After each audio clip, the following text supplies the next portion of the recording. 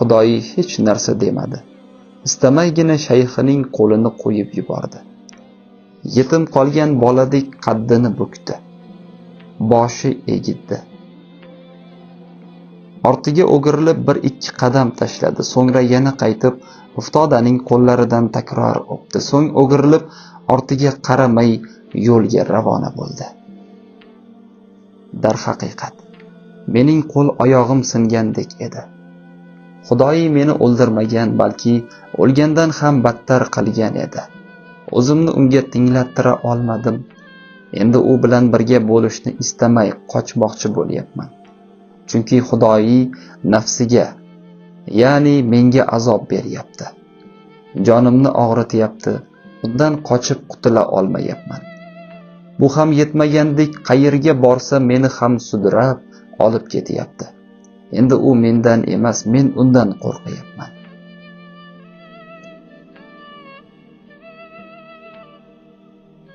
Savrixsor 1580-yil.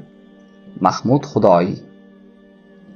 Olguvchi ham sensan, berguvchi ham sensan, bo'ldiruvchi ham sensan. Xudoyining Savrixsorga kelganiga 6 oy bo'ldi. Xudoyi ustozining o'git va tavsiyalarini ona diyori Savrixsorda amalga oshirish uchun ahli ayoli, farzandlari va qaynog'asi Ali Chalabiyni ham birga olib keldi. O'zimcha agar Xudoyi ustozi Uftodadan uzoqda bo'lsa, uni osonlik bilan yo'ldan uraman. Istagan vasvasamni istaganimda qulog'iga shivirlayman deb o'ylagan edim. Chuchvarani xom sanaganimni keyinroq tushunib yetdim. Mahmud Bursada mendan qochish, meni o'zidan uzoqlashtirish uchun qanday ibodat, qanday amal qilgan bo'lsa, Savrixsorda o'sha amallarni 2 barobar oshirdi. Kechalari o'qiydigan, namozlarning rakatiga rakat, ro'zalariga ro'za qo'shdi. Ibodatlarni yanada ko'paytirdi. Xalqni hidoyat yo'liga boshlash uchun qilgan suhbatlaridan boshqa holatlarda birorta keraksiz so'z ishlatmadi. Lom-lim demay yuraverdi.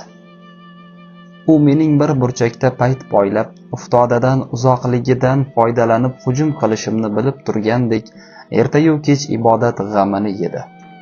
Ustozidan har qancha uzoqda bo'lsa ham unga hurmati va muhabbati aslo kamaymadi. Uftodaning xonaqohiga kelgan ilk kunini, shayxidan tinglagan o'gitlarini, unga qilgan xizmatlarini boshqacha eslar, eslagani sari azob chekar, o'sha damlarni qumsar edi. Ayniqsa Xudoyining qalbidagi Uftodaga bo'lgan sog'inch olovi hech so'nmadi. Kechalari tinmay Uftodaning huzurida kechirgan damlarini sevinch bilan, oh chekish bilan yodiga olardi. Uftodaning darvishlarni to'plab olib qiladigan samimiy suhbatlari qanday yaxshi edi deb eslar. Yana Uftodaning huzurida bo'lib qolishni orzu qilar edi. Masalan, bir kuni Uftoda darvishlarni atrofiga to'plab, nasihat va go'zal suhbatlari bilan ularning qalbiga malham surayotgan edi. Keyin birdan qani kelinglarchi bolalarim, bahor ayyomidamiz. Qani har biringiz bog'dan menga biror gul chechak olib kelinglarchi deb qoldi. Darvishlar yosh boladek sevina chechak to'plashga ketishdi. Xudoyi ham boshqa darvishlar qatori chiqib ketib, bog'da u yoqdan bu yoqqa aylanib yurdi. Biroz vaqt o'tgach boshqa darvishlar birin-ketin Uftodaning yoniga kirib kelib, qo'llarida chechaklarni unga taqdim qilishdi. Bursaning qanday chiroyli, turfa xil rangli, xushbo'y, iforli gullari bor-a. Xudoyi boshqa darvishlar olib kelgan gullarni ko'rgach, o'zi keltirgan gulga qarab uyalib ketdi. Chunki u olib kelgan gul allaqachon qurib, sarg'ayib bo'lgan edi. Ammo shunday bo'lsa ham gulni Uftodaga berdi. Uftoda qo'lidagi qurigan gulga qarab Xudoyiga dedi: "Bolam, qara, hamma yangi rang gullar terib kelibdi. Sen nima uchun bu sarg'aygan, qurib qaqshab ketgan gulni olib kelding?" Xudoyi uyalganidan qizarib, xijolatda qolgan bo'lsa ham ustoziga odob bilan dedi: "Hazratim, qaysi bir gulni uzib olmoqchi bo'lsam, o'z tilida Allohni zikr qilayotganini ko'rdim. Uzib olib ularni Allohning zikridan to'sgim kelmadi.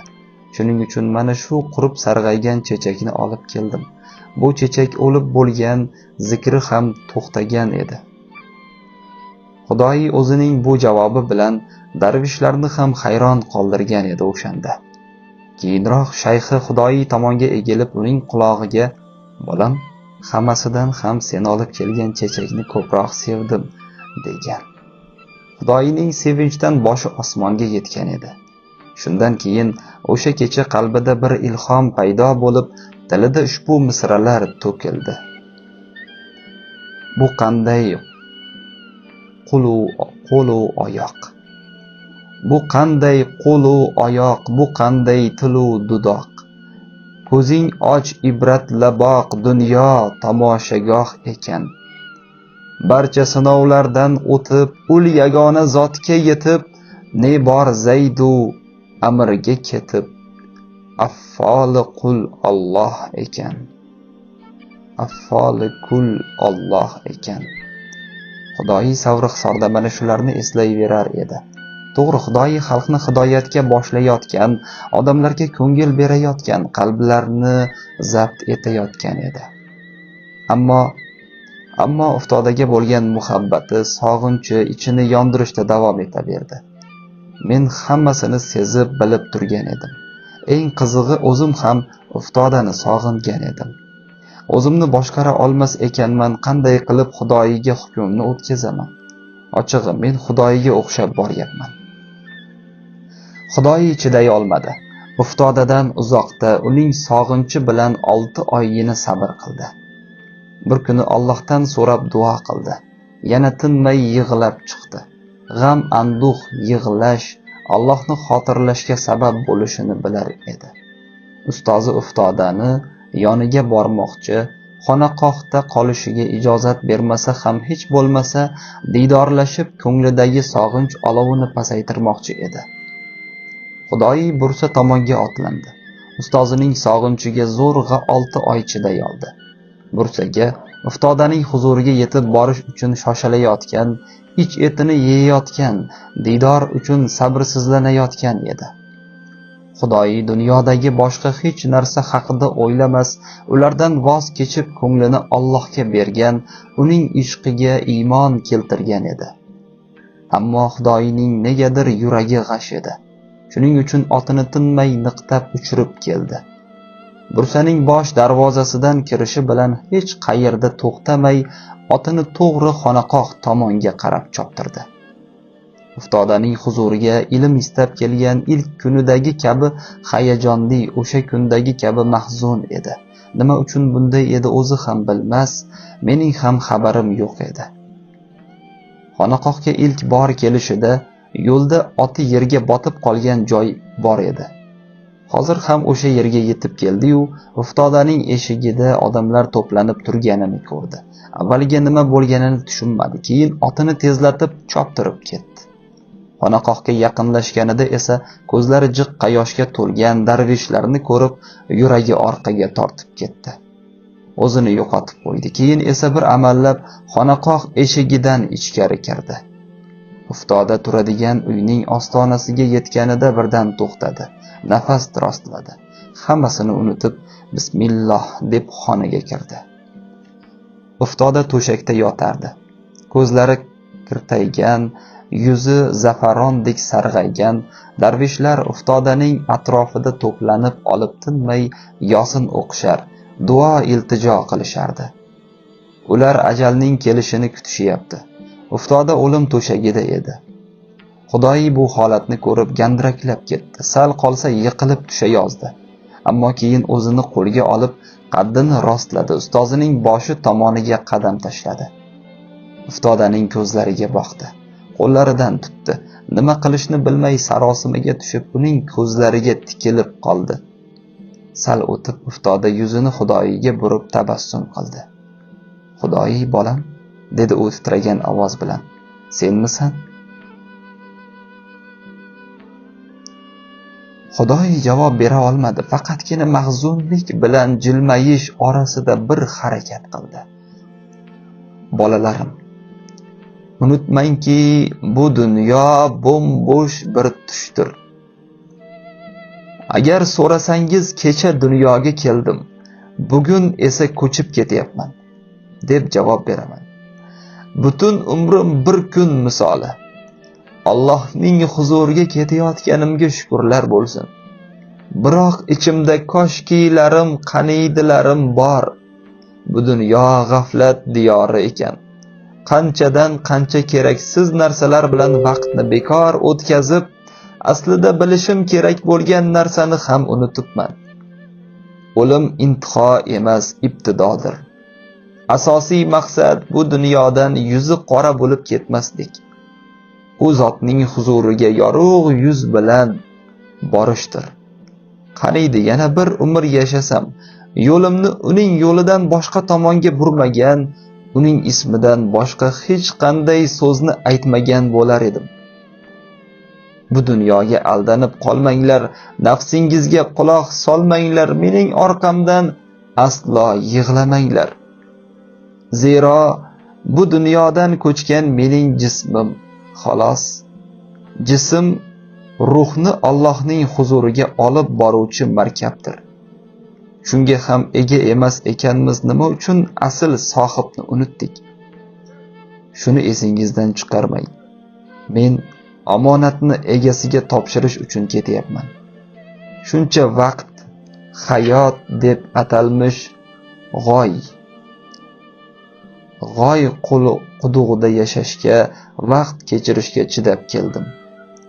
Alloh taolo bir marta bo'lsa ham bandam desin deb umrimni fido qildim. Sizga tavsiya qilgan o'gitlarimni avvalo o'zimga berdim. Dunyoga oid bo'lgan o'tkinchi narsalarni, dunyoning o'zini tark qildim. Menlikni tark qildim, tark qilishni ham tark qildim. Orqamda ko'tarib yurgan yuklardan qutuldim.